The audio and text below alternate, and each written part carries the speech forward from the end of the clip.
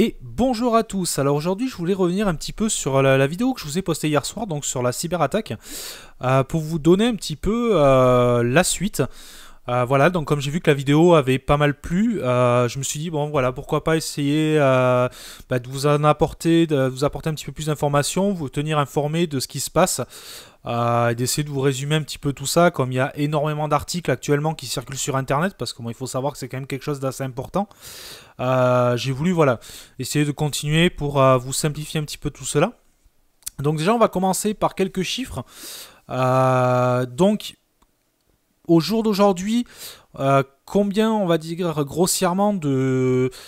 Voilà, quelle ampleur a eu cette cyberattaque? Donc ça a atteint 150 pays à l'heure actuelle. On a aux alentours de 200 000 victimes, ce qui est quand même plus que conséquent. C'est quand même l'une, on va dire, on va pouvoir la classer dans l'une des plus grosses cyberattaques, on va dire, de ces derniers temps. Donc après, qu'est-ce qui est à craindre pour le moment où ça en est? Donc réellement, ça s'est entre guillemets un petit peu calmé, on va dire. Mais on attend quand même une évolution demain. Donc on peut craindre que voilà, que demain ça puisse s'amplifier encore. Alors pourquoi? Tout simplement parce que voilà, cette cyberattaque date de vendredi.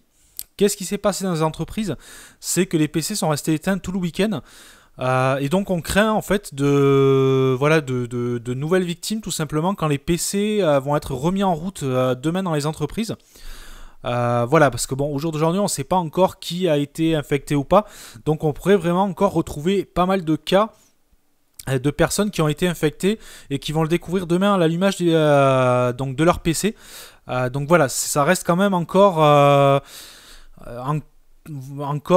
voilà, assez sensible. De plus, bon, après ça, on peut pas encore vraiment le prévoir, mais voilà, comme d'habitude, quand on a une grosse attaque comme ça, souvent, on s'attend derrière à en avoir d'autres. Alors, oui, c'est pas impossible. Après, il faut savoir que derrière, quand même, il y a eu une assez bonne réactivité. Il faut savoir déjà qu'au niveau de Microsoft, ils ont publié un nouveau patch samedi. Ce patch est aussi disponible pour Windows XP. Donc Windows XP normalement n'était plus maintenu par Microsoft. Mais au vu voilà, de tous les postes encore qui sont, on va pas dire en circulation, mais qui sont toujours actifs au jour d'aujourd'hui sur Windows XP, il faut savoir qu'énormément d'entreprises travaillent encore sous XP. Ils ont décidé de samedi donc de fournir aussi ce patch et de le faire aussi pour Windows XP. Donc voilà, vraiment à se renseigner là-dessus, faites la mise à jour. Franchement, on le dira jamais assez. Faites la mise à jour, surtout sur ce patch-là. Ensuite, qu'est-ce qu'il y a eu aussi? Alors, il faut savoir qu'il y a apparemment un Britannique de 22 ans qui aurait, entre guillemets, freiné un petit peu cette attaque-là. Alors, comment? Tout simplement, voilà, parce qu'il s'est rendu compte que ce ransomware, en fait, fonctionnait. Donc une fois que vous l'aviez sur le PC, il interrogeait une adresse internet, une adresse en .com, un nom de domaine. Un nom de domaine qui n'avait un peu ni queue ni tête, qui était tout simplement un nom de domaine qui était avec, je crois, 25 caractères, quelque chose comme ça, qui n'avait... Mais en fait, ce nom de domaine sert au logiciel en cas... Alors eux, ils appellent ça une coupure d'urgence. Tout simplement... Tant que ce logiciel ne peut pas joindre le nom de domaine, il agit, il crypte vos données. Donc l'attaque est en cours. Si ils veulent du jour au lendemain freiner cette attaque-là, ça va fonctionner comme un arrêt d'urgence en fait, tout simplement. Ils vont activer ce nom de domaine, le logiciel du coup va pouvoir interroger le nom de domaine et va s'arrêter de fonctionner. C'est en fait un petit peu ce qui s'est passé via quelqu'un donc, qui est totalement extérieur à cette attaque-là, mais un Britannique apparemment qui est un petit peu dans ce domaine-là, qui a on va dire de malware, tout ça, qui a justement découvert cette faille-là. Voilà, parce qu'il faut savoir que dans les virus aussi, on découvre la faille des virus, hein, c'est comme pour le reste, et qui a justement décidé d'acheter ce nom de domaine-là, donc il a acheté, voilà, bon, symboliquement pour une dizaine d'euros.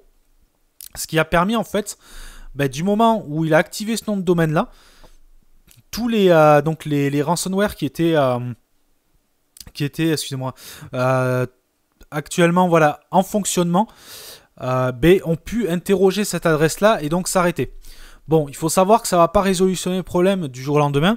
Bon, derrière ils ont prévu le coup. Je pense que cette fameuse adresse risque d'être assez vite modifiée.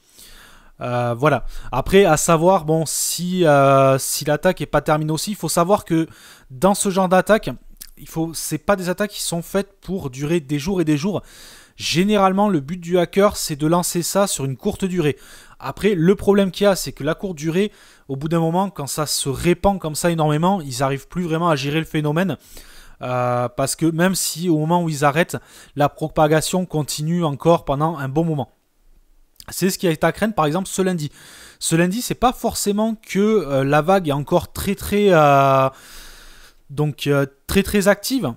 C'est en fait tout simplement que les PC sont restés éteints tout le week-end. Donc réellement, ils savent pas encore trop ce qu'ils vont trouver dessus. Il faut savoir quand même que bon, la France a été quand même pas mal impactée. Donc c'est pas impossible. À savoir qu'il y a quand même des répercussions déjà demain. Apparemment les usines Renault ne seront pas en production demain. À cause justement voilà, d'un service informatique qui est quasi absent. Bon, là-dessus je vais pas trop m'étendre parce que ça reste quand même, l'actualité reste assez floue. On sait pas s'ils ont été touchés à grande ampleur ou autre. Mais voilà. Après sur les autres services, donc j'ai pu voir un petit peu. Il y avait donc les télécoms espagnols et portugais.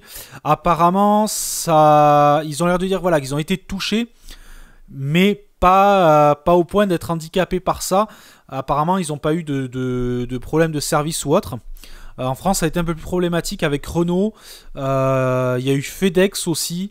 Enfin voilà, il y a quand même, il y a eu un impact quand même assez important. Ça reste en dessous donc du milieu médical britannique. Ça a été vraiment le médical britannique qui a été fortement touché. Il faut savoir que ça a eu quand même de sacrées répercussions. Ils ont dû annuler des rendez-vous, rediriger des patients. Ça a quand même causé, on va pas dire un chaos, mais pas loin. C'est pour moi, après voilà, excusez-moi, j'ai encore mis un coup dans le micro. C'est pour moi donc une attaque que je qualifierais quand même pas la plus grande qu'on ait connue. Enfin, j'ai pas le souvenir d'en avoir connu d'aussi grosse, mais voilà, je vais pas trop m'avancer quand même là-dessus. Mais c'est quand même une grosse ampleur et une grosse répercussion. Après voilà, ils craignent une suite. C'est pas impossible. Aujourd'hui, on peut rien prévoir.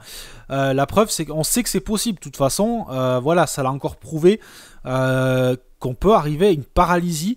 Là, bon, on n'est pas arrivé sur une paralysie mondiale, mais franchement, ça a été prouvé que c'est possible d'arriver à une grosse paralysie. Donc, les cyberattaques ne sont pas à prendre à la légère. La preuve, c'est que ça a été un petit peu relancé. C'est prévu au programme du G7. Il va y avoir une partie sur la cybercriminalité. Il faut savoir que c'est quand même grandissant depuis pas mal d'années sous plein de formes. Il n'y a pas que les virus, on parle des virus, mais il faut savoir que la cybercriminalité n'est pas que les virus. C'est les arnaques par internet, c'est énormément de choses. Donc il n'y a pas que le piratage. Il faut savoir que de temps en temps, il y a du détournement d'argent qui se fait au bon vouloir de la personne, sans programme malveillant et en toute clarté, profitant de la naïveté de certaines personnes. Et voilà, ça fait aussi partie de la cybercriminalité. Donc voilà, je voulais revenir un petit peu parce que j'ai vu que la petite info d'hier a été pas mal suivie. Donc c'est pour ça que voilà, je voulais faire un petit peu une suite. Je verrai dans la semaine si je vois qu'il y a encore pas mal de choses à dire ou autre. Je vous referai une petite vidéo. C'est vrai que voilà, j'avais prévu. J'avais choisi d'en parler parce que bon, j'avais il y a pas si longtemps que ça posté quelques vidéos parlant de la sécurité sur internet, que ce soit les antivirus, les achats sur internet. Voilà, j'avais déjà fait quelques vidéos touchant un petit peu à la sécurité informatique dans les grandes lignes. Hein. Je suis pas un spécialiste, c'est pas moi qui vais vous faire des grands cours sur le piratage ou autre. Mais voilà, je trouvais important de rassembler un petit peu l'actualité qu'on trouve un peu fouillie sur Internet et d'essayer de la rendre un petit peu plus claire. Enfin, je l'espère. J'espère que ça a été rendu un petit peu plus clair. Sur ce, bah écoutez, moi je vous poste ça de suite et je vous dis à une prochaine vidéo. Allez, ciao ciao!